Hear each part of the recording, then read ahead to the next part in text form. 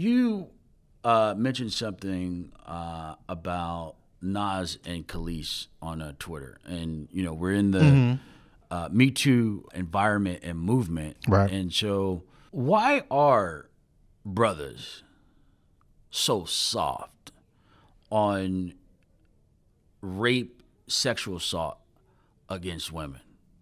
Let me clarify that. So, just in terms of my own experience, that rape on women, sexual assault, harassment, there seems to be a feeling that you're less of a man if you're a defender of woman. You want to build her up. You want to protect her. And so it reminds me of it back in L.A. of a perverted sense of manhood where people wanted to gangbang, shoot each other, fight with each other. They were looking for validation of their manhood, but they're looking for it in a perverse way, in an American perverse way. And so when I hear some brothers talk about some of the abuse of women, they want to like really push back, right? They want to really push back. Right. And from my perspective, the strongest position as a man is to be a defender of women. Can you talk a little bit about how you reacted to kind of, some of the allegations against Nas from Khalees? Well, when I first heard it, I mean, to be perfectly honest, instinctively you want to say, you got to hear both sides, right? But during this time, it's when you look at the stats, that's almost wrong, because more times than not, when a woman accuses a man of assault or rape, I believe the stats say that more times than not, she's telling the truth. It's actually the opposite, where it's very unlikely that she's not telling the truth. And you believe the default black man position? The default, a lot of times, the default black man is like, wait, she's lying. All these black men have been accused falsely. Yeah. Somebody say, oh, I know black people that were accused falsely. I don't want to, propagate that. When in reality, the case is that more times than not, the woman is telling the truth. Yeah. Right. And, I got to that point just by educating myself, by falling back and listening. Yeah. A lot of these dudes that run out and kind of defend the wife beater haven't done that knowledge. They don't realize that they are part of rape culture by doing that. One of our guests mentioned that when she finds men in general soft on the abuse of women, right? There's a strong chance that he's an abuser. Yeah. And so when I think about that, it's like, hey, many of us have fallen short in terms of how we have mistreated women or undermined women. I said this recently online, that a lot of times whenever a situation like this happens, where just in mainstream media or popular culture, a woman accuses a man of him sexually assaulting her, it kind of brings out the closet rapist, because you have guys that are like adamantly saying, there's no way, I believe the dude, even though all the evidence is saying that she's telling the truth. Yeah. These guys are still going super hard. You got to look back and think like, dude, why are you going so hard to defend this dude who really shouldn't be defended? Maybe it's because you see a lot of yourself in him. I think a lot of cases where brothers, one of these boxes are checked. When you see a brother who's very soft on defending the black woman in particular, but women in general, is that they are an abuser. They have been an abuser. Yeah. They possibly have been abused themselves. That's also a factor. And then 3, their daddy was an abuser, or they had no real good role model in terms of teaching them how to treat and respect a woman. Right. You're not harder raping or assaulting or being soft on women. Right. Yeah. So you see it even there with dudes catcalling. It's like, dude, that's not going to work, but these dudes are still doing it. It's like, come on, grow up. Do you see that part of the culture where folks are defending, are being soft on the abuse of women? Part of that is tribalism.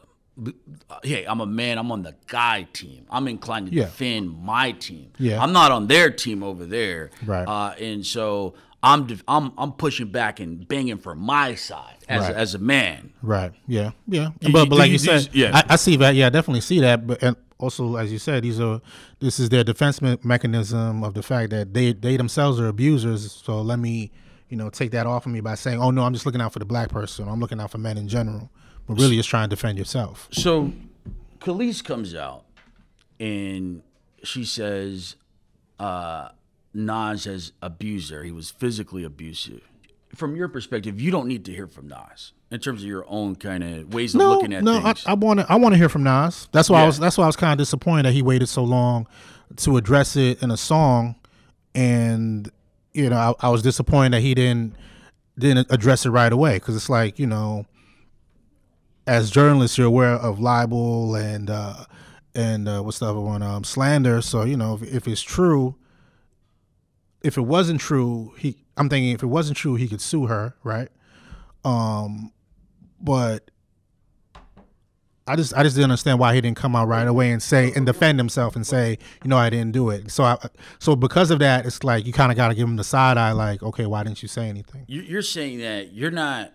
Are you taking a side right away in terms of Khalees, I believe her? Or are you saying, hey, I want to hear Nas too, and I'm mad that he's not coming out to clarify what's going on?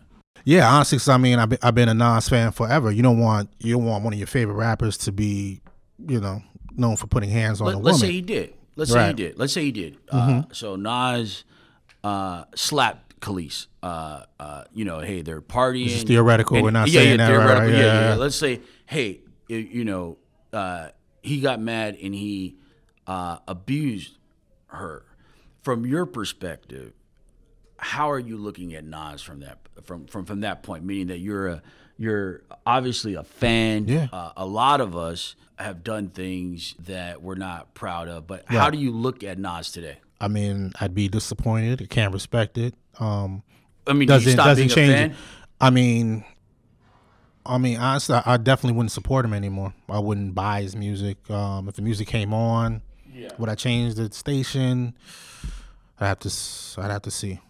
Because you look at all the other, when you look at music in general, James Brown put hands on women. Have I stopped listening to James Brown? Well, Michael Jackson, I guess what I'm struggling with is, when the Spotify issue was going crazy with Spotify saying they're going to take R. Kelly out of their recommendation algorithm because of their values. So they picked. Obviously, they're going to pick the black artist first. When they start doing policies, the black guy got to go first. Mm-hmm. And some of our people, to be fair, were calling for R. Kelly to be less promoted in the Spotify. And I don't listen to R. Kelly. Yeah, you don't. I don't listen to R. Kelly. Yeah. But my problem with a lot of folks is like saying, hey, this artist did this, this artist did that, did this artist did that. I'm not listening to that artist. Mm-hmm. Is that, to me, there's a massive amount of bias where they're picking and choosing which artists they're going to enforce the law on. So, for example, R. Kelly, he has a history of being accused for abusing women, being with young women. The consensus is that he's an abuser. However, what about Michael Jackson? Michael Jackson had court cases where repeatedly parents came against him for molesting children. That's fine if we're going to apply a moral law in terms of any artist who is an abuser of a human being in general. I'm not listening to them. But I believe like 80% of these people who are picking and choosing, they're banging Michael Jackson, and this guy was accused like 5-6 times of molesting kids. Right. But how do you reconcile that? In Michael Jackson's case, weren't a lot of those accusations eventually like proven to be suspect, or like was anything? No, nothing was proven. He settled, meaning he wanted those to go away. Obviously, what do a lot of our leaders and executives do when they get in trouble? Michael Jackson's case, usually he's not black, but he turned black real quick when these accusations hit. Reverend Al Sharpton, he got him. He got Jesse Jackson. When he got in trouble with Sony, he gets the black leaders and kind of, I'm banging black now. But irrespective, like there's nothing proved that Michael Jackson never molested kids. What we know is that he settled cases, Right. And the facts say he was at a minimum exhibiting suspect behavior Right. with kids. I get that. Meaning I that get that. he's sleeping in the same bed. Right. So how can someone on one hand say that, hey, R. Kelly, this guy, is an abuser. I'm not listening to R. Kelly. Mm-hmm. But then they're driving home in the car banging Michael Jackson. Well, people have levels. I mean, like I said, I'm one of those guys that still bang Michael Jackson. But when you look at R. Kelly and the settlements and the video, generally still acting a fool in public with that song that said "I'm sorry" or whatever it was called. Where he kind of admitted to everything in song, and just his outlandish, coonish behavior. I have no problem asking R. Kelly from my personal life discography. Yeah, I stopped listening I didn't stop listening to R. Kelly because of the Spotify and the protests. I just stopped liking his music. I had stopped listening to R. Kelly. I mean, honestly, that's what it comes down to. Really, it's personal choice. I give people the side eye that still bump R. Kelly just because of all the stuff that's come out, and like with the stuff you mentioned, I understand if people seem the same way about Michael Jackson, but it all comes down to your personal decision.